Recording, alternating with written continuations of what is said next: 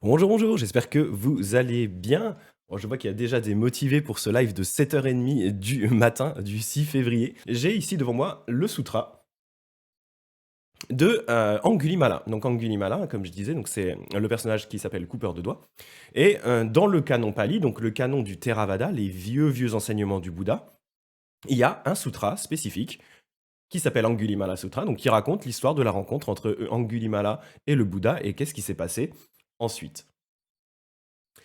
Alors, je vais simplement vous lire ce sutra. On va faire des pauses de temps en temps pour discuter. Surtout si vous avez des questions pareilles, hein, n'hésitez pas à venir me le dire dans le chat. Ça va être l'occasion de discuter. Il y a quelques points qui sont intéressants à discuter par rapport à cette histoire d'Angulimala. Vous allez voir ça, on va regarder. Le sutra n'est pas très très long, hein, je vous rassure. En plus, là, j'ai giga zoomé pour que vous puissiez lire. Normalement, ça devrait bien se passer.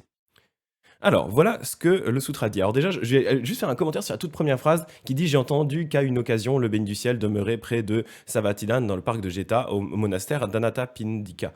En fait, tous les sutras palis commencent par ce «j'ai entendu qu'à une occasion, le Bouddha se trouvait en tel et tel lieu, en tel monastère», etc. Parce qu'en fait, les sutras étaient initialement transmis par oral et auraient été tous en fait enregistrés entre guillemets par Ananda qui est le cousin du Bouddha mais aussi la personne qui s'occupait vraiment de lui, c'était son assistant et qui était réputé pour avoir en fait ce qu'on appelle une mémoire parfaite. Et donc Ananda aurait retenu tous les sermons du Bouddha et lorsque le Bouddha est mort, un concile s'est réuni pour essayer de se rappeler de tout ce que le Bouddha avait dit et donc Ananda, c'est lui qui a récité en disant voilà tout ce dont je me souviens que le Bouddha nous a raconté. Et donc il a récité les sutras comme ça. Et ensuite, ben, ça a été le rôle des moines, hein, notamment de se rappeler des sutras et d'être capable de les réciter. Donc voilà, on dit donc j'ai entendu qu'à une occasion, le béni du ciel, donc ça c'est le Bouddha, hein, le Bouddha demeurait près de Savathidan, le parc Jeta, au monastère d'Anathapindika. Donc il est posé. Et à cette époque, dans le royaume du roi Pasenadi, il y avait un bandit du nom d'Angulimala. Brutal, aux mains couvertes de sang, adonné à l'assassinat, incapable de pitié envers les êtres vivants. Il transformait les villages en non-villages, c'est violent. Les villes en non-villes, c'est encore plus violent. Vider les campagnes de leurs habitants, on est à ce niveau de bourrinerie. À la suite de ces meurtres répétés, il portait une guirlande mala de doigts Anguli, et donc on l'appelait guirlande de doigts. Voilà, un mec, de la description bien sûr, est très fine et délicate, hein, un décimateur de villes et de villages.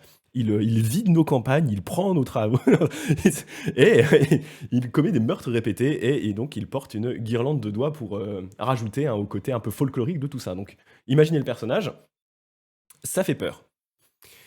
Alors, le béni du ciel, donc Shakyamuni, hein, le béni du ciel, c'est une des appellations qu'on peut donner au Bouddha. Alors, le Bouddha, tôt le matin, ayant mis ses robes et portant sa robe au-dessus, de dessus et son bol, se rendit à Savatthi demander l'aumône. Donc là, on est vraiment dans l'époque du Theravada, c'est l'époque où les moines sont des moines mendiants. Et donc, en fait, tous les matins, ils descendent du monastère et ils vont aller dans les villages aux alentours demander à manger. Les gens, ils vont leur donner dans leur bol, hein, ils ont juste un seul bol. D'ailleurs, c'est pour ça que maintenant on appelle ça un Bouddha bol, hein, quand le petit plat en France, un Bouddha bol, ça vient de là, hein. C'est cette idée qu'en fait le Bouddha, enfin les moines, le Bouddha, etc., avaient un gros bol. Ils passaient de maison en maison et les gens mettaient ce qu'ils voulaient dedans pour les nourrir. Et, et donc les moines et les Bouddhas devaient manger ça le matin et après ils ne mangeaient plus de la journée. Donc il a récupéré l'aumône, et donc il rentre ensuite de Savatthi après sa tournée, il range ses affaires. Portant ses robes et son bol, il s'avança sur la route où demeurait Angulimala. Les vachers, les bergers, les fermiers, qui le voyaient prendre ce chemin, lui dirent: «Ne prenez pas ce chemin haut contemplatif, Angulimala est là. C'est un homme brutal, aux mains couvertes de sang, adonné à l'assassinat, incapable de pitié envers les êtres vivants. Transforme les villages en non-villages, les villes en non-villes, il vide les campagnes de leurs habitants, il porte un collier fait des doigts de ses victimes.» Alors vous voyez, j'ai répété exactement la chose que tout à l'heure. C'est là qu'on voit le côté très oral de ces vieux sutras, où vraiment, en fait, c'est des enseignements qui étaient transmis de maître à disciple, uniquement à l'oral sans écrit. Donc on avait besoin en fait que les phrases se répètent assez régulièrement pour vraiment ancrer ça dans la tête des gens. Donc ça veut pas dire là que tu avais tous les mecs de la zone, tous les mecs de ces villages et de la zone là, ils avaient tous la même phrase quand ils voyaient quelqu'un, ils disaient attention, il décide les villes et les villages. Donc voilà, non, c'est juste un outil pour que les gens, pour que les disciples se rappellent bien les différentes parties du sutra. Et donc il précise, hein, les fermiers, les vachers, etc. Des groupes de 10, 20, 30 et même 40 personnes ont pris cette route et eux-mêmes sont tombés aux mains d'Angulimala. Le mec est un personnage de From Software. Le gars peut tuer, il arrive à buter des groupes de 40 personnes tout seul. Il se les prend comme ça, à la main, et après il fait des guirlandes avec leurs doigts. Donc voilà, c'est vraiment, ça fait rire, on dirait vraiment un méchant ou un truc comme ça, c'est incroyable. Le gars, il décime des groupes de 40 personnes, il décime des villages. Et donc, ayant entendu cela, le béni du ciel, le Bouddha, garda le silence et poursuivit sa route. Il s'en bat les steaks. Une seconde fois, une troisième fois, des villageois, des vachers, etc. lui répétèrent « Ne prenez pas ce chemin au contemplatif. Des groupes de 10, 20, 30 et même 40 personnes ont pris cette route et même eux sont tombés aux mains d'Angulimala. » Ayant entendu cela, le béni du ciel garda le silence et poursuivit sa route. Il s'en bat toujours les steaks. C'est là où ça commence à devenir un peu dangereux, parce que le Bouddha avance tranquillement, et là, Angulimala vit alors venir le béni du ciel de loin. Il se dit « Ouh, un doigt en plus, mon Maguirlande !» Et en le voyant, il se dit « Remarquable, étonnant, comme ça se trouve, des groupes de 10, 20, 30 et même 40 hommes ont pris cette route, et eux-mêmes sont tombés entre mes mains. Et pourtant voilà que ce contemplatif vient m'attaquer, seul et sans même un compagnon. Pourquoi donc ne pas le tuer et prendre son doigt ?» Alors Angulimala, prenant son épée et son bouclier, saignant son arc et son carquois, se mit en chasse du béni du ciel. Donc là, on passe en mode slasher. Ce dernier accomplit alors on parle du Bouddha, hein, le Bouddha accomplit alors une telle prouesse psychique qu'Angulimala, quoi qu'il courût de toutes ses forces, n'arrivait pas à le rejoindre, alors qu'il ne marchait pourtant, alors que le Bouddha ne marchait pourtant qu'à pas normal. Et ça, cette scène est assez marrante parce que si vous, si vous vous rappelez un peu des films de slasher, hein, qu'on a tous vus quand on était ado, on a souvent cette scène un peu inversée où il y a la victime qui court de toutes ses forces, « Oh non, je vais me faire tuer !» Et on a le slasher qui avance très calmement derrière et qui finit par arriver à la rattraper et à la tuer. Et là, en fait, on a une scène exactement inverse, où c'est le slasher qui court comme un dingue et la victime présumée qui marche tout tranquillement et le slasher n'arrive jamais à le rattraper. Ouais, ça me fait toujours marrer parce que c'est vraiment c'est une espèce de scène cinématographique inversée par rapport aux habitudes qu'on a maintenant. Et donc, j'en étais, voilà. Pourquoi ne pas le tuer Voilà, prochaine, la pensée vint alors à Angulimala. Remarquable, étonnant. Par le passé, j'ai chassé et saisi même un éléphant en pleine course, un cheval en pleine course, un chariot en pleine course, un cerf en pleine course. C'est réellement un personnage de jeu vidéo, hein, Angulimala. Hein.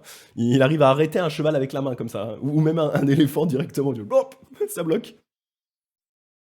Mais aujourd'hui, tout en courant de toutes mes forces, je n'arrive pas à rattraper un contemplatif qui marche au pas normal.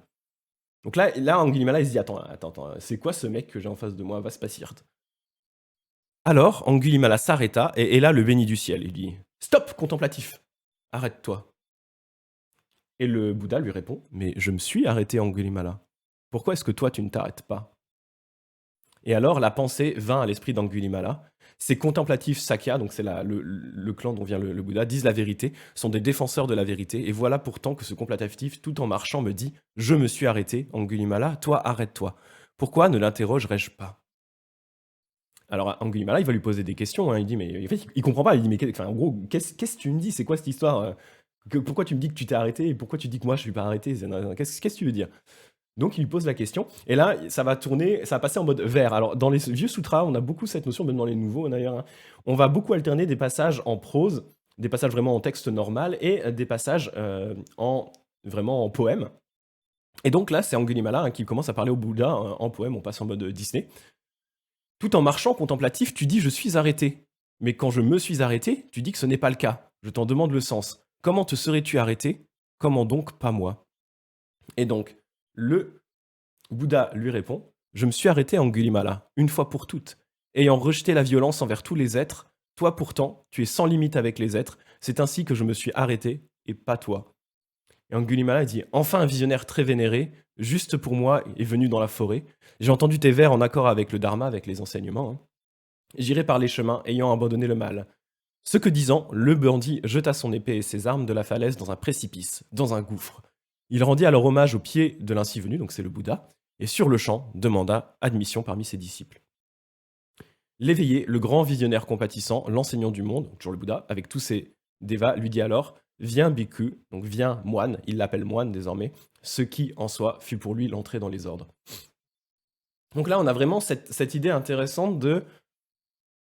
Le Bouddha, en fait, lui fait comprendre que s'il continue, en fait, à tuer des gens, à laisser aller son esprit sauvage, il va arriver à rien. Et que la seule solution pour qu'il arrive à se libérer de tout ça, c'est simplement qu'il s'arrête de commettre de la violence. Et ça fait un espèce d'écho à Angulimala. Et on pourra en parler un petit peu après, parce que ce qu'on n'a pas dans ce sutra-là, et qu'on retrouve dans d'autres textes, c'est un peu la backstory de Angulimala. Il y a une raison pour laquelle il tue tous ces gens. C'est pas juste parce que c'est un taré psychopathe, bon peut-être un petit peu quand même, mais il a vraiment une raison à ça. Il s'est fait entourlouper. Et entourlouper assez mal. Et du coup, voilà, ça peut aider aussi à comprendre un petit peu l'historique de Angulimala pour comprendre aussi pourquoi. Parce que là, voilà, ça paraît assez incroyable. Il dit ok, nice, j'arrête de tuer des gens, let's go. Et je deviens un moine. Alors, alors le béni du ciel se remit en route en direction de Savatthi en compagnie du vénérable Angulimala en qualité de son moine assistant. Après avoir rejoint Savatthi par étapes, il demeura dans le parc de Jeta au monastère d'Anathapindika.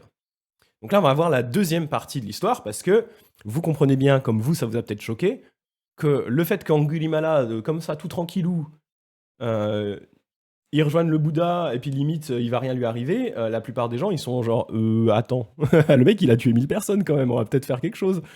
Donc voilà ce qui se passe. Or, à cette époque, une grande foule de gens, hurlant et bruyant, se rassemblèrent aux portes du palais intérieur du roi Pasenadi du Kosala, en criant « Il y a un bandit dans votre royaume, sire, du nom d'Angulimala. » Classique, un brutal, aux mains couvertes de sang, il décime les villages et les villes, il vide les campagnes, il porte un collier de doigts, il faut l'éradiquer.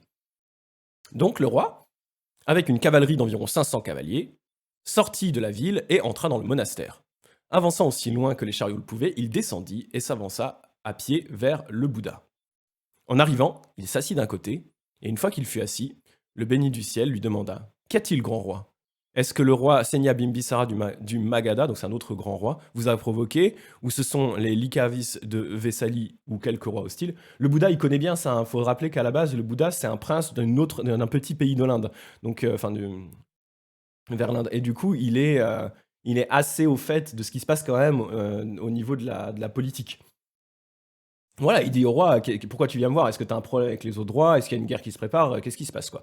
Donc le roi lui répond, non, monsieur, le roi Bimbisara ne m'a pas provoqué, pas plus que Likavis, ni aucun autre roi hostile, mais il y a un bandit dans mon royaume, monsieur, du nom d'Angulimala, brutal, les villages, etc., les campagnes. Il porte un collier de doigts, voilà. Je viens l'éradiquer.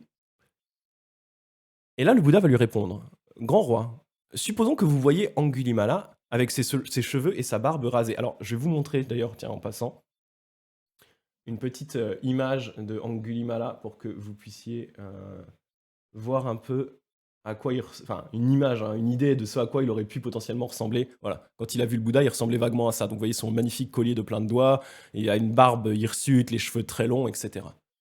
Donc là, le Bouddha, ce qu'il lui dit, c'est imaginez, grand roi, maintenant, qu'au lieu de retrouver un espèce de sauvage dingue avec des cheveux longs et un collier de doigts et tout ça, vous trouviez à la place quelqu'un avec les cheveux et la barbe rasée, portant la robe ocre des moines, ayant quitté la vie domestique pour la vie sans domicile, se refusant désormais à tuer des êtres vivants, de prendre ce qui n'est pas donné, de dire des mensonges, vivant la vie sainte avec un seul repas par jour, vertueux et de bon caractère. Que lui feriez-vous? Et là, le roi va lui répondre, nous nous inclinerions devant lui, monsieur, ou nous nous lèverions pour le saluer, ou lui offririons un siège, ou des robes, de la nourriture, un logement, ou des fournitures médicinales pour guérir les maladies. Ou nous lui offrirons une garde légale, une protection, une défense. Mais comment un personnage aussi mauvais et sans vertu, qu'Angulimala, pourrait-il faire preuve d'une telle vertu et d'une telle retenue? Et donc, à ce moment-là, le vénérable Angulimala, qui était assis non loin du Bouddha, va intervenir. Il dit, donc ce dernier, le montrant de son bras droit, lui dit au roi Pasenadi Kosala, voilà, au roi, donc le Bouddha lui dit, hein, regarde au roi, voilà, ça c'est Angulimala. Le mec qui est à côté, là, le gars, le bonze, tout chauve et tout, c'est Angulimala. Et le roi fut alors apeuré, terrifié, ses cheveux se dressèrent sur la tête. Donc on rappelle, hein, Joe le killer de village, il est juste à côté de lui. Donc là il se dit, attends, à tout moment, il peut me dessouder, il n'y a aucune limite là. Il prend des groupes de 40 personnes à main nue, s'il a décidé de me tuer, je suis mort. Alors, le béni du ciel, sentant la peur et l'épouvante du roi, lui dit: N'ayez pas peur, grand roi, n'ayez pas peur, il ne représente aucun danger pour vous. Alors, la peur du roi, sa terreur, sa chair de poule, cessèrent. Il s'approcha d'Angulimala et dit: Êtes-vous vraiment Angulimala, monsieur? Vous êtes sûr, c'est vous? Angulimala répond: Mais oui, grand roi. Donc là, le roi, il essaie d'en savoir un peu plus. Quel est le clan de votre père? Quel est celui de votre mère? Mon père est un Gagga, je ne sais pas ce que c'est, au grand roi. Et ma mère, une Mantani, donc j'imagine des clans à peu près du coin là, hein. Le roi, c'est le roi de ce pays, hein, donc il sait globalement de quoi il parle. Le roi répond: Alors puisse maître Gaga Mataniputat se plaire ici, je serai responsable pour vos robes, votre nourriture, votre logement et vos fournitures médicinales en cas de maladie. Donc là, il l'accepte vraiment en tant que moine. Donc on va continuer encore un petit peu plus loin avec l'histoire d'Angulimala, hein. Or, il se trouve qu'à l'époque, donc ça, on passe encore un petit timeline, hein, le vénérable Angulimala habitait au désert. Donc là, il a quitté l'endroit où il était avant, il est désormais dans un désert, il demande l'aumône, porte le jeu de triple rod fait de tissu, de rebut. Donc c'est ça aussi, hein, les moines à l'époque du Bouddha historique, hein, ne portent que des robes qui sont faites à partir de rebuts, soit des trucs qui ont été jetés, soit carrément des robes qui vont aller prendre dans des cimetières, qui vont recoudre, et ils ont quasiment pas de possession personnelle. Et il dit donc ah oui, pardon, non, c'est toujours au même endroit. Il dit donc au roi Pasenadi Kosala: Inutile au grand roi, ma triple rod est complète. Le roi, allant donc voir le béni du ciel, s'inclina devant lui et s'assit d'un côté. Une fois assis, il lui dit: Remarquable, monsieur, étonnant de voir comment le Bouddha a pu dompter l'indompté, pacifier l'impacifié, et amener à la libération ceux qui n'étaient pas libérés. Ce que nous n'aurions pu dompter par des armes tranchantes ou contendantes, le béni du ciel l'a dompté sans armes, ni contendantes, ni tranchantes. Maintenant, monsieur, il nous faut partir. Nombreux sont nos devoirs, nombreux sont nos responsabilités. Donc Bouddha, il dit: Bah, faites donc, un roi, vous n'avez pas que ça à faire, hein, clairement, allez bosser, quoi. Alors le roi se leva, s'inclina, et maintenant, le Bouddha sur la droite, il prit congé. Excusez-moi 2 secondes. Donc là, ce qui est assez intéressant, c'est cette notion qu'on retrouve beaucoup dans le bouddhisme, que c'est pas par la violence qu'on va réussir à résoudre la violence. Là, on a vraiment le cas de Angulimala, qui est le cas le plus extrême de violence qu'on peut imaginer. C'est vraiment un peu le criminel par excellence. Et on avait beau lui envoyer masse de gens pour essayer de le tuer, en fait, ça ne faisait qu'empirer les choses. Les gens avaient plus peur, les gens se faisaient tuer. Et en fait, c'est le Bouddha, par ses mots de compassion, qui va réussir à le faire changer, à devenir quelqu'un de meilleur. Et quand je vais revenir après sur la backstory d'Angulimala, vous comprendrez aussi un petit peu mieux pourquoi le Bouddha a pu avoir autant d'impact sur lui. Il y a aussi une raison. Donc, on continue.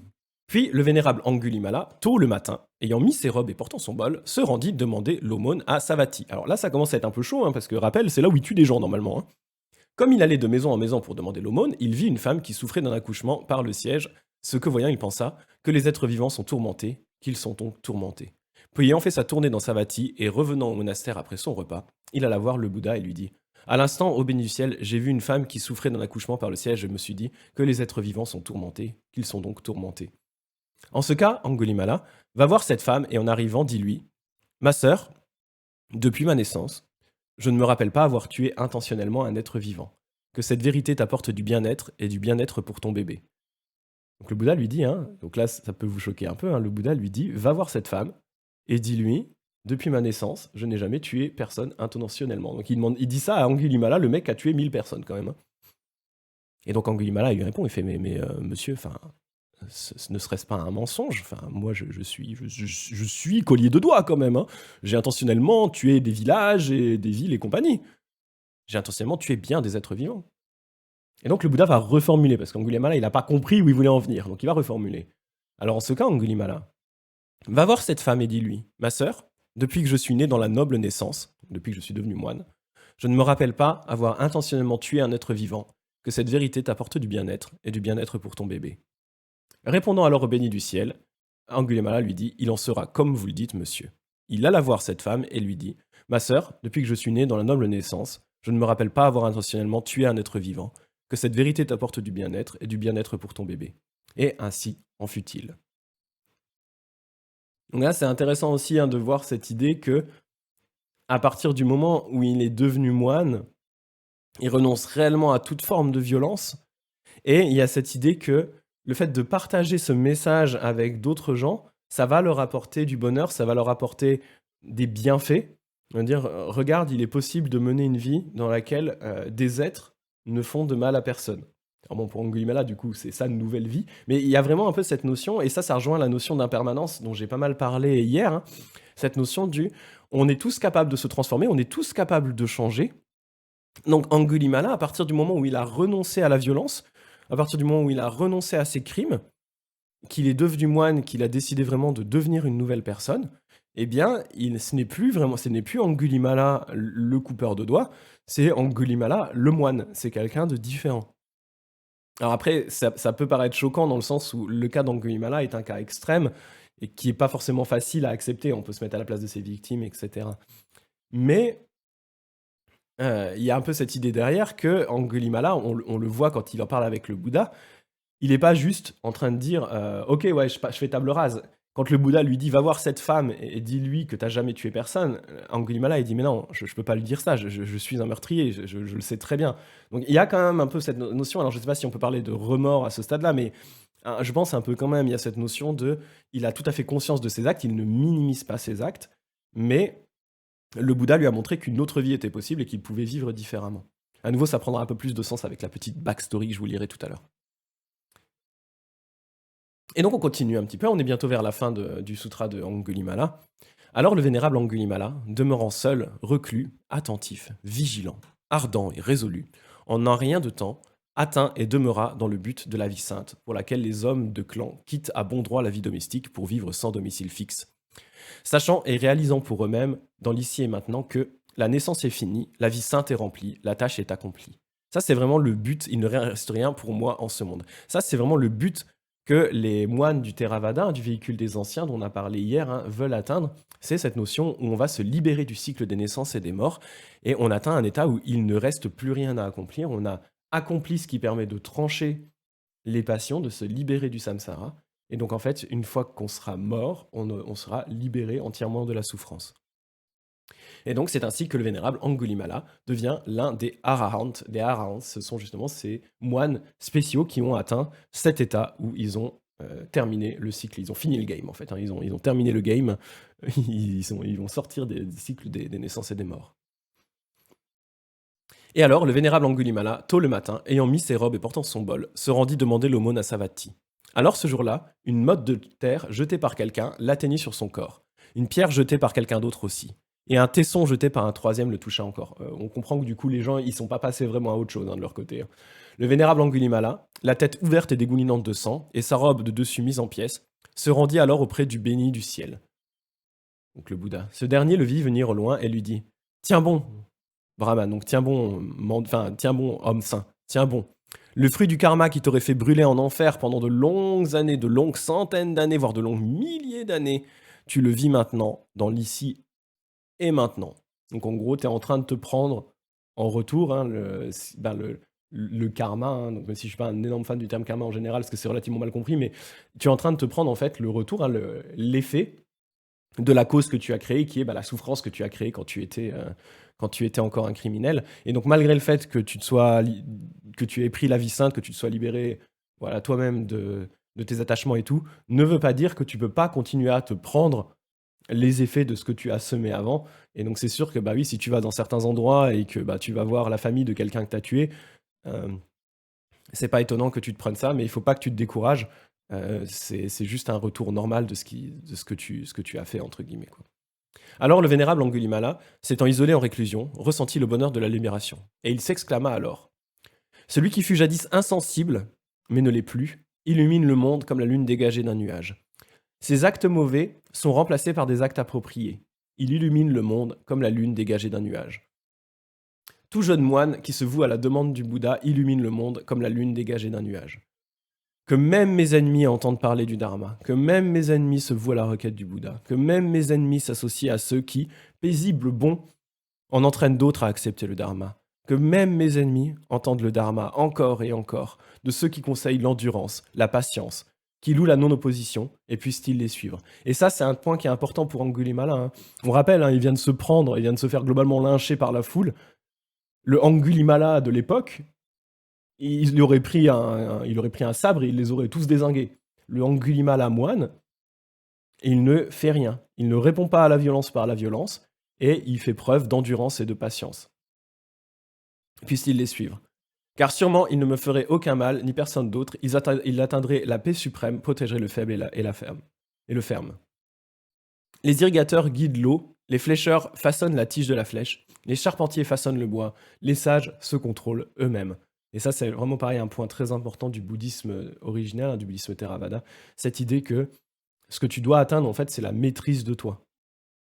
Certains domptent avec un bâton, avec des crochets et des fouets, mais c'est sans armes, contendant tout blanche, que je fus dompté par l'ainsi venu. Donc ça, c'est quelque chose qui l'a marqué. Hein. Qui ne fait pas le mal est mon nom. Qui ne fait pas le mal est mon nom. Donc on est passé de qui ne fait pas le mal à... Enfin, de guirlande de doigts à qui ne fait pas le mal. Mais j'ai été faiseur de mal. Me voici en accord avec mon nom, car je ne fais plus de mal à personne. Un bandit j'ai été, connu sous le nom d'Angulimala. Emporté par un torrent puissant, j'ai pris refuge dans le Bouddha. Les mains pleines de sang j'ai eu, connu sous le nom d'Angulimala. Voyez que j'ai pris refuge, déraciné et l'envie insatiable, le guide du devenir. Donc il est séparé hein, de toutes ses envies, son désir de tuer, etc. Ayant eu le type de karma qui menait à plus d'une mauvaise destination, touché par le fruit de ce karma, désendenté, je mange ma nourriture. Ils sont accros à l'insouciance, des sots obtus, alors que le sage chérit la vigilance comme sa plus grande richesse. Ne donnez pas lieu à l'insouciance, ni à l'intimité avec le plaisir sensuel. Donc là, c'est des moines, hein, ils sont censés être célibataires, hein, pas comme moi. Car une personne vigilante, absorbée en jhana, donc en méditation, atteint une béatitude sans borne. Ceci est bienvenu et n'est pas reparti. Ce ne fut pas mal pensé pour moi, de toutes les qualités bien analysées, j'ai obtenu les meilleures. Ceci est bienvenu et n'est pas reparti, ce ne fut pas mal pensé pour moi. Les 3 connaissances ont été atteintes, la requête du Bouddha a été satisfaite. Et ainsi s'achève donc ce sutra de Angulimala, hein, qui est un sutra, comme je disais, assez court. Et je vais maintenant vous parler un petit peu de la backstory d'Angulimala, qui n'est pas dans le sutra, que j'ai retrouvé dans ce livre, qui est Great Disciples of the Buddha. Et ça va être l'occasion pour moi de vous montrer un petit peu sa backstory. Alors, le livre est en anglais, hein, je vais juste vous le traduire. Je vais vous résumer en fait l'histoire. En gros, ce qui s'est passé, pourquoi est-ce qu'il s'est mis à tuer 1000 personnes? Parce que c'est ça le truc qu'on n'a pas comme info. On se dit, mais attends... merci oui, de me conseiller de boire un petit peu d'eau. Je suis désolé.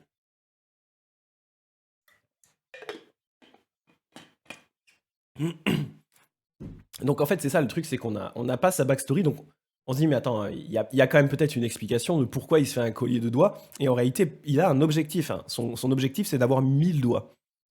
Donc de tuer 1000 personnes et prendre 1000 doigts. En fait, voilà ce qui s'est passé. Angulimala, quand il était jeune, était très influençable. Son père l'a confié à un maître spirituel, un gourou. Angulimala, quand il était jeune, était donc quelqu'un d'influençable, mais quelqu'un aussi de très intelligent, très doué pour les études. Et en fait, assez vite, Angulimala est devenu en fait le disciple préféré de son nouveau maître. Ça se passait à merveille, à tel point vraiment que le maître a commencé à le traiter, Angulimala, comme son propre fils. C'est lui qui lui apportait à manger, il le chouchoutait, etc. Enfin, vraiment, ça se voyait que c'était le chouchou, hein, clairement. Sauf que le maître, il n'avait pas qu'un seul disciple, il en avait plein des disciples. Et un jour, les disciples, ils en ont eu un petit peu marre, hein, c'est vraiment le coup classique du chouchou de la classe, hein, ils ont commencé à se dire « Ouais, attends, Angulimala, là, il se fait vraiment chouchouter et tout, c'est le préféré du maître, c'est pas normal. Qu'est-ce qu'on pourrait faire pour faire changer ça ?» Et donc, les petits malins, ils se sont mis en groupe de plusieurs, et à tour de rôle, par plusieurs groupes, ils sont allés voir le maître, et ils lui ont dit « Maître, je veux pas balancer, mais Angulimala, il a prévu de te tuer. En tout cas, il veut vraiment s'emparer de ton école et tout. Enfin, il complote contre toi. Après, voilà, moi, je dis ça... je dis rien. Puis le maître, il dit, non, mais les gars, je vous vois, là. Je suis pas con non plus. C'est mon préféré, il va pas me faire ça. Sauf que voilà, quelques jours après, il y a un deuxième groupe qui vient, d'autres personnes, qui font... Ah, et maître, alors, je veux pas balancer, hein, mais... Par contre, Angulimala, complot un peu quand même. Hein. Puis le maître fait, ah, mais les gars, vous abusez. Troisième groupe, quatrième groupe. Puis au bout d'un moment, il y a quasiment tous les autres disciples qui sont venus par groupe de 2-3 pour aller dire au maître que Angulimala complote contre lui. Et donc le maître, il dit, oh le bâtard, Alors comme ça, il complote contre moi. Eh ben, je lui apprends de la vie. Donc il va voir Angulimala et lui dit, mon disciple préféré, j'ai une requête. Alors Angulimala, c'est un bon gars, hein. Il dit, bah ouais maître, dites-moi, je ferai tout ce que vous voudrez. De toute façon, vous êtes mon maître, vous donnez les ordres, moi j'obéis quoi. Et le maître, il dit, ben, si tu veux devenir un éveillé, si tu veux devenir vraiment atteindre les plus hauts pouvoirs, et si tu veux être digne de moi, tu dois me faire un cadeau. Et tu sais c'est quoi mon cadeau, Angulimala? Tu vas me ramener 1000 doigts de 1000 mecs que t'auras tués. Et si tu me ramènes ton collier de 1000 doigts, bah je considérerais que vraiment t'as réussi ton apprentissage, t'es devenu mon bon disciple, sinon bah t'es un disciple de merde en fait. Et donc bah Angulimala il dit bah ok maître, hein, let's go quoi, ben, j'obéis, hein, c'est mon maître, il sait mieux que moi ce que je dois faire, donc bah je vais aller killer du gens, let's go quoi. Et donc voilà, c'est ce qui s'est passé. Et donc le fait qu'il rencontre à un moment le Bouddha, qui montre de façon forte, c'est vraiment sa réalisation. À ce moment-là, même si c'est pas dit, on a un peu ce feeling que Angulimala comprend que son maître s'est foutu de sa gueule en fait. Il comprend que son maître c'était pas un vrai bon maître spirituel, qu'il l'a entourloupé, mais qu'il existe des vrais guides et que bah, du coup il y a le Bouddha qui est là qui lui propose de l'enseigner, donc il laisse tomber. Donc voilà, faut vraiment voir. Parce que quand on lit vraiment l'histoire, le sutra d'Angulimala, on a l'impression que c'est juste littéralement un psychopathe en fait, hein. Le mec, il aime juste tuer du gens. Et quand on a la backstory, on se dit juste, en fait, ouais, c'est un pauvre gars qui il s'est fait entourloupette. Donc voilà, c'est dommage. Et je vais faire une micro-pause et je voulais en profiter, j'ai installé un petit truc. Je voulais en profiter pour vous montrer une petite histoire qui fait écho à ça, qui se trouve dans le Tannisho. Le Tannisho, c'est le livre religieux le plus lu au Japon. C'est un livre qui est issu de l'école dont je fais partie, Jodo Shinshu, et qui va rapporter en fait les paroles de Shinran, le fondateur de cette école-là, qui sont rapportées par son disciple Yuen. Et ce qui est intéressant, c'est qu'il y a une petite discussion dans ce Tannisho qui fait vraiment écho à l'histoire avec Angulimala. Donc je vais vous partager ça, mais avant je vais vous descendre la caméra de lecture, attention. On a des moyens sur ce Twitch. Caméra de lecture. Voilà, caméra de lecture installée. Je vais juste, il faut que je lance un petit truc. Tac.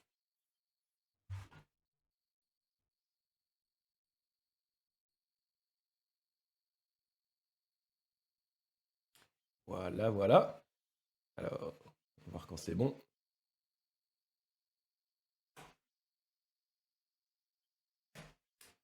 Voilà, nickel. La caméra de lecture est prête. Attention, vous êtes prêts? Caméra de lecture. Incroyable. Unbelievable. On a la caméra de lecture. Donc cette petite histoire, elle se trouve au chapitre 13 du Tannisho. Donc là, alors déjà, il y a un écart par rapport à ce qu'on a vu avant alors on était globalement au moins 500 avec Angulimala, là on passe au XIIIe siècle. Donc il y a un écart de 18 siècles entre les deux, hein, donc ça date un petit peu. Et donc on a une discussion entre Yuen, le disciple, et Shinran, son maître. Donc je vais prendre à partir d'ici. En outre, une fois, Shinran demanda « Yuen, est-ce que tu as foi en tout ce que je te dis ?» Et donc Yuen, hein, qui a écrit ce petit livre, dit « Bah ouais, maître, vous êtes mon maître. » Oui, certainement. Alors, Shinran lui dit, hein, le maître lui dit « Tu ne refuseras donc pas de faire tout ce que je te demanderai, Yuen. T'es un bon disciple. Vous voyez là d'où il arrivé, là? Ça ressemble un peu à un truc, ça. » Et donc, bien sûr, Yuan il dit ouais, il y a pas de souci, il acquiesce respectueusement. Et sur ce, Shinran déclara eh bien, mon gars, va tuer 1000 personnes, et alors tu pourras t'assurer de la naissance dans la terre pure, donc la terre du Bouddha Amida, une fois pour toutes, il n'y aura aucun doute. Alors Yuan, il lui répond, il dit mais. Alors je comprends ce que vous dites, hein, bien que ce soit vos paroles, je ne pense pas que je tuerai même une seule personne avec mes capacités. Et donc Shinran lui dit eh bien, pourquoi alors est-ce que tu m'as répondu que tu ne refuserais pas du tout de faire ce que moi, Shinran, je te dirais? Et donc, Shinran, à ce moment-là, il poursuit en expliquant à son disciple, à partir de cela, tu dois savoir que si tu pouvais t'en remettre à tes intentions pour tout, et que je te dise de tuer 1000 personnes pour aller naître dans la terre pure, alors tu les tuerais aussitôt. Cependant, tu ne nuirais même pas à une seule personne parce que tu n'as pas les conditions karmiques qui t'en rendraient capable. Mais ce n'est pas là la cause de ta bonté, ce n'est pas à cause de ta bonté et de tes intentions personnelles. En revanche, même si tu pensais nuire à personne, il se pourrait que tu en tues des cent et des mille. Et ça, c'est intéressant parce que donc il voulait dire que nous pensons que le bien, c'est d'avoir une bonne intention et que le mal, c'est d'en avoir une mauvaise, sans savoir que nous sommes délivrés par l'inconcevable vœu du Bouddha. Ce qui est intéressant avec cette petite histoire, c'est qu'elle reprend vraiment assez fort oh, pardon. Elle reprend assez fort l'histoire d'Angulimala. Et la différence ici, et le point que j'aime bien, c'est que Shinran va beaucoup insister sur cette idée de dire, en fait, il y a des personnes qui sont des personnes foncièrement bonnes, mais qui, à cause des circonstances, vont se retrouver à commettre des crimes, à tuer des gens. Ça peut être des gens qui vont se retrouver à la guerre, alors que je veux dire, ils avaient en soi, il n'y aurait pas eu la guerre, ils n'auraient eu aucune volonté de tuer personne, et ils se retrouvent à la guerre et ils n'ont pas le choix. Euh, et c'est intéressant parce que c'est vraiment une histoire qui est très proche de celle d'Angulimala, sauf que Yuen, il sait que son maître, c'est quelqu'un de bien. Il sait très bien que son maître, s'il lui dit va tuer 1000 personnes, il sait qu'il y a, il y a vraiment un enseignement derrière, que clairement, il n'entend pas au premier degré euh, que Yuen ait tué des gens. Ce qui n'est pas le cas d'Angulimala, et c'est là où on voit une grosse différence en fait. C'est que du coup pour Shinran, hein, le maître, ce que Shinran dirait, c'est que la différence entre Yuen et Angulimala, c'est pas que Angulimala il est bon et que Yuen, enfin Angulimala est mauvais et que Yuen est bon, c'est juste que entre les deux, Yuen était peut-être moins influençable et il avait peut-être plus confiance, il est tombé sur une bonne personne, qui est Shinran, alors que Angulimala était probablement assez influençable et il est tombé sur un mauvais maître qui lui a fait faire des conneries. Et voilà. Et Sophie qui dit l'enfer est pavé de bonnes intentions, exactement. Ouais. Et il y a Deria qui dit le chat a disparu. Alors oui, le chat il doit être en bas avec Sophie. Et, euh, et voilà. Alors, est-ce que vous avez un petit peu, je vais me poser 5 minutes, est-ce que de votre côté, vous avez un petit peu des retours, des choses dont vous aimeriez discuter par rapport à ça, ou même par rapport au bouddhisme au sens large? Est-ce qu'il y a des choses qui vous ont un peu choqué dans cette histoire, des points sur lesquels vous aimeriez revenir? Donc voilà, n'hésitez pas. Pendant ce temps-là, moi, je vais boire un petit coup. Ce qui est, ce qui est intéressant, hein, pendant que vous réfléchissez éventuellement, si vous avez des questions avec Angulimala, cette histoire, c'est les implications que ça peut avoir, hein, pour les questions de rédemption, les questions aussi de ce qui se passe, la façon dont on doit traiter les criminels, des réflexions que ça peut mener par rapport au système carcéral. Enfin, il y a énormément de réflexions qu'on peut avoir par rapport à Angulimala. Euh, Alors, ce serait pas Cécile Aline qui dit ce serait pas aussi un enseignement sur la place des moines et sur l'obéissance avec aux ordres. Oui, il y a un peu de ça, il y a un peu de ça quand même, en effet, ouais. Les, il y a ça reste effectivement un enseignement sur. Faut pas croire tout ce qu'on vous dit. Faites attention au gourou. Vous savez pas forcément trop ce que le gourou peut avoir à vous enseigner. Et c'est quelque chose, hein, qu'on a retrouvé dernièrement. Peut-être que certains d'entre vous ont vu, et si vous l'avez pas vu, je vous encourage à le voir. Il y a eu un reportage qui est sorti il y a pas si longtemps que ça, par rapport à des scandales sexuels qui ont eu lieu dans des monastères européens, notamment du bouddhisme tibétain. Et c'est assez trash, hein. C'est vraiment très très trash. Ça n'a pas grand-chose enfin, c'est à peu près au même niveau d'horreur que ce qu'on peut retrouver dans l'église catholique et tout. Et, euh, et on revient sur la même problématique de gens qui sont aveuglés par un gourou, etc. Après, moi, je vais prêcher pour ma paroisse. On n'a pas de gourou dans ma paroisse. Euh, dans le Jodo Shinshu, en fait, on estime que. Moi, j'estime avoir un maître dans le sens où je le considère comme étant mon maître. Je ne suis pas certain que lui-même se considère comme tel. C'est juste que moi, c'est quelqu'un que j'admire par rapport à ce qu'il fait. Il est professeur à l'université bouddhiste d'Otani. C'est un érudit, il est extrêmement intelligent et tout. Et c'est lui qui m'a aidé à devenir moine, notamment. Mais à aucun moment, il a droit réel de regard sur ce que moi je fais. Il va pas me dire, si je te dis blanc, ça doit être blanc. Il va me dire au contraire, réfléchis par toi-même. Et puis, si tu as besoin, on peut discuter entre nous, quoi. Voilà. Du coup, mais voilà, du coup, je trouve intéressant Angulimala pour ça, en fait.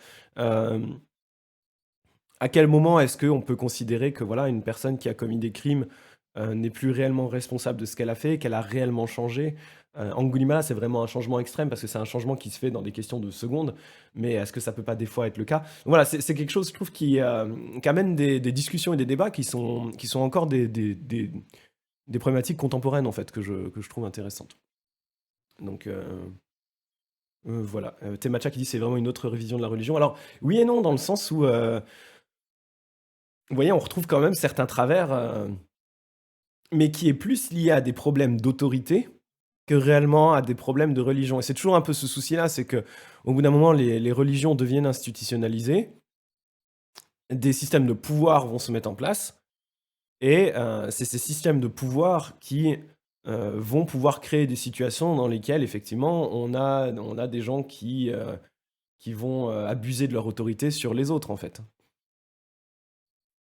Ouais. Euh, alors, il y a Roi du Pétrole TVI qui dit c'est intéressant parce que ça légitime le droit de ses victimes à se venger.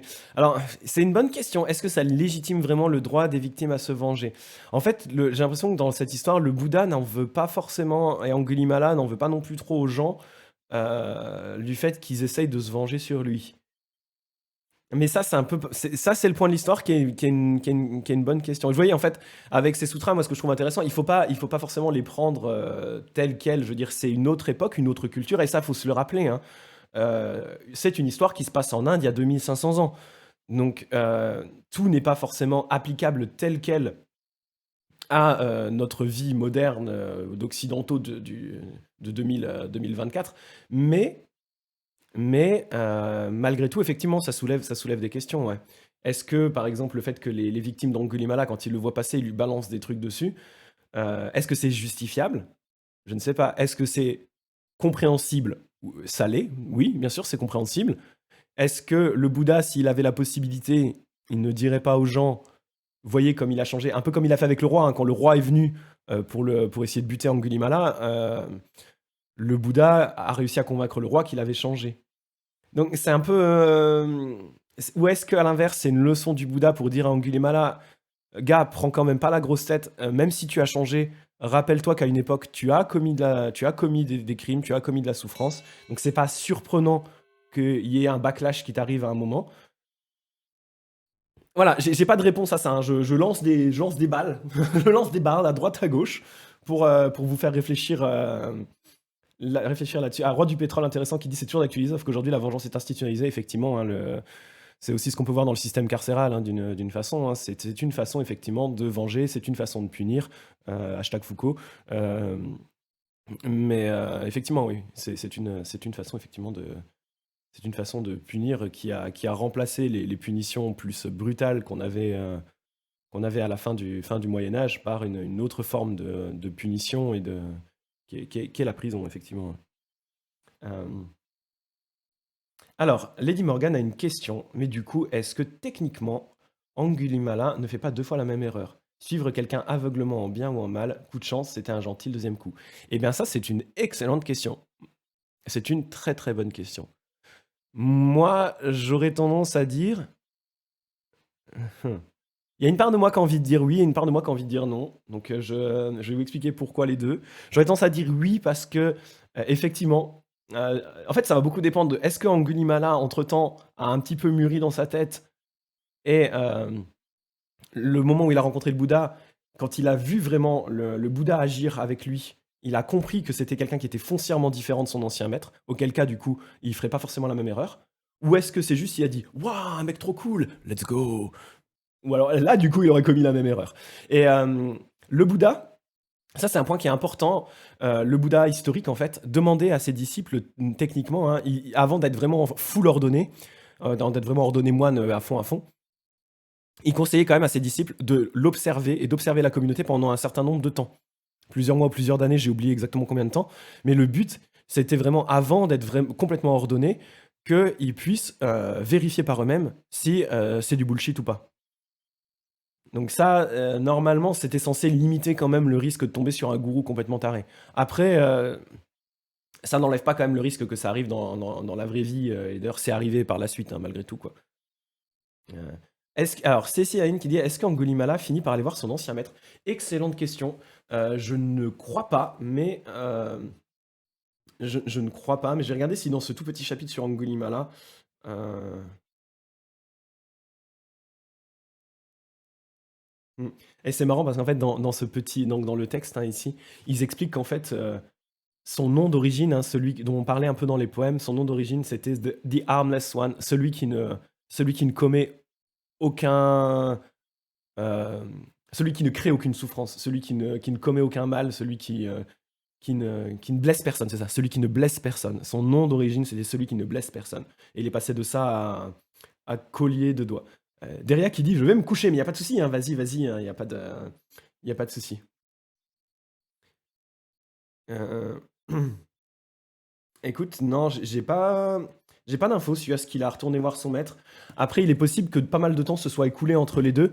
Si son maître était déjà âgé, il était peut-être tout simplement mort en fait à ce moment-là, hein, ça c'est possible.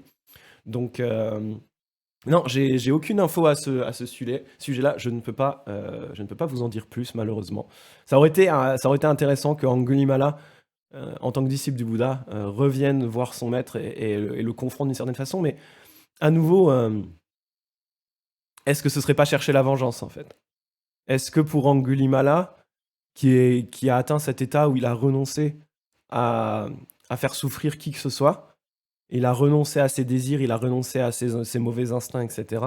Est-ce que le fait de retourner voir son maître, ce serait pas juste un petit peu nourrir sa vengeance, en mode la vengeance c'est un plat qui se mange froid, tu vois?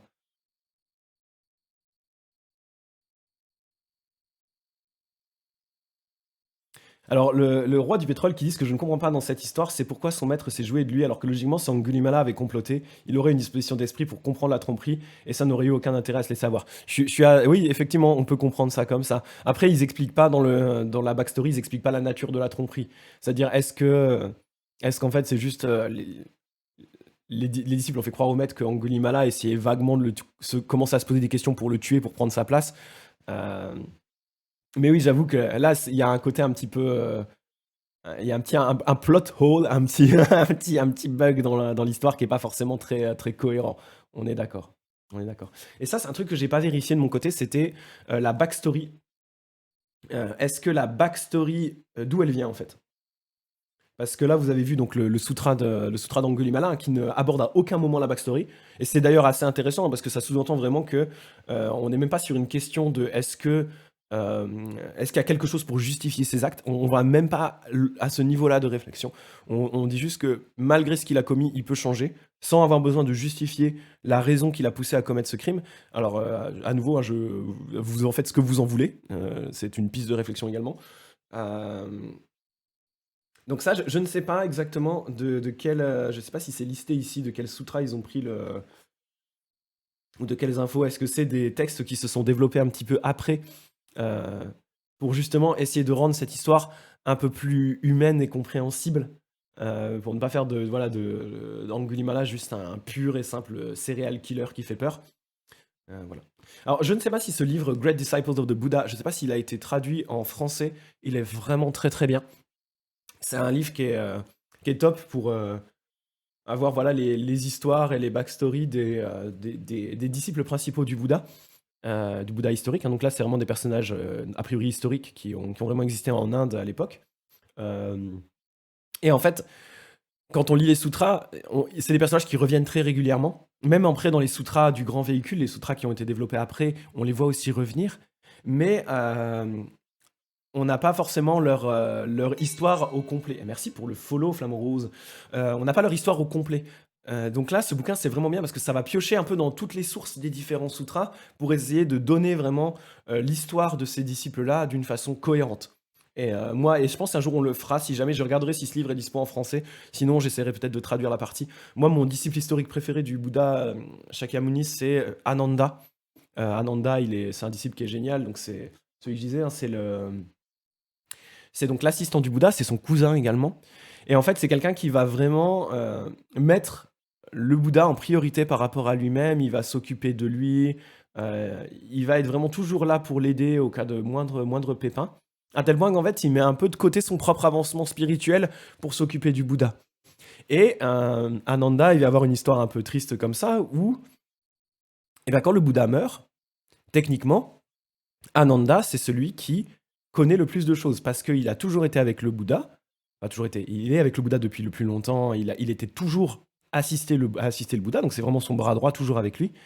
Et en plus de ça, apparemment, Ananda a vraiment une mémoire parfaite. Donc il se souvient réellement de tout.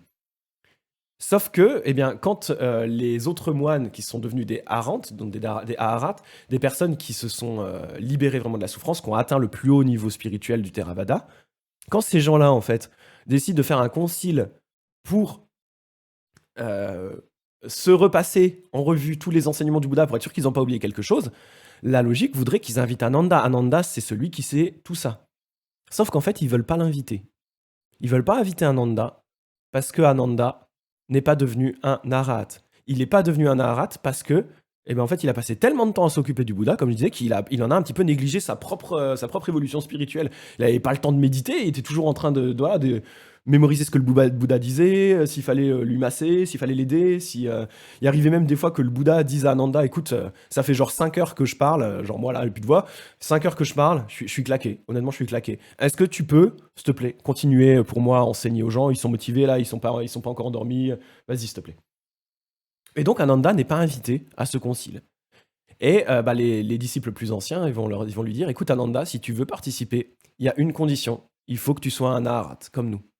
Et donc Ananda, il va s'isoler pendant la nuit, il va méditer comme un dingue toute la nuit, et d'un coup, il va atteindre cet état. Et la légende raconte, et ça c'est de la légende, mais j'aime bien l'histoire. On aurait pu imaginer que du coup, la scène se passe comme ça. Ananda atteint l'état de Arahat. Il retourne à l'endroit, dans la pièce, hein, ils sont dans une pièce, tous les autres en train de discuter. Il retourne dans la pièce, il ouvre la porte, et les autres moines se rendent compte qu'il est très très légèrement différent. Non, l'histoire, ce qu'elle raconte, c'est ça. Ananda atteint l'état de Arahat, il se téléporte dans la pièce en passant par la serrure de la porte. Voilà. Ce qui est beaucoup plus classe comme entrée, beaucoup plus impactante, et du coup les autres disent wow, hé Ananda, t'es devenu balèze. Bah vas-y, du coup, let's go, hein, on va commencer à discuter, tu vas pouvoir nous enseigner. Et donc, c'est pour ça que tous ces sutras commencent par ainsi ai-je entendu, c'est le ainsi ai-je entendu, ou ainsi ai-je écouté, etc., de Ananda. Donc voilà. Moi, j'aime bien, on avait des discussions il n'y a pas longtemps avec. J'avais eu une collègue bonze des États-Unis qui est japonaise d'origine, qui était chez moi la semaine dernière ou il y a 2 semaines. Et on avait justement une discussion là-dessus sur Ananda et ce miracle, entre guillemets. Et en fait, on se disait, mais bien sûr, je veux dire, on se doute que Ananda n'est pas passé par la serrure de la porte. Mais est-ce que le fait qu'il y ait cette histoire-là, ça rend pas juste le truc un peu plus stylé, ça fait pas un peu plus rêver? Faut imaginer que les gens à l'époque, je veux dire, ils n'avaient pas les films Marvel pour kiffer. Le fait qu'il y ait ce petit détail-là, moi je trouve que l'histoire, ça la rend un peu plus croustillante, un petit peu plus fait. Ouais, Ananda, ça y est, t'as réussi, tu vois. T'es devenu ultra balèze en un coup, t'as récupéré tes super pouvoirs et tout. Enfin, il y a un côté. Moi j'aime bien, j'aime vraiment bien cet état d'esprit. Alors bien sûr, on peut après appliquer son esprit critique en se disant très probablement ce qui s'est passé, c'est que Ananda est rentré dans la pièce par la porte en ouvrant, et les autres se sont dit, oh Ananda, tu as un sacré regard aujourd'hui. Ne serais-tu pas devenu un Aharon toi aussi? Et Ananda il a fait yes. Mais voilà, c'est comme ça, quoi. Sophie qui dit, le jour où tu passes par la serrure de la porte pour rentrer chez nous, je décède. Alors, je vais essayer de ne pas le faire. En même temps, si je pouvais le faire, c'est comme stylé, non? Donc voilà, pour cette petite histoire.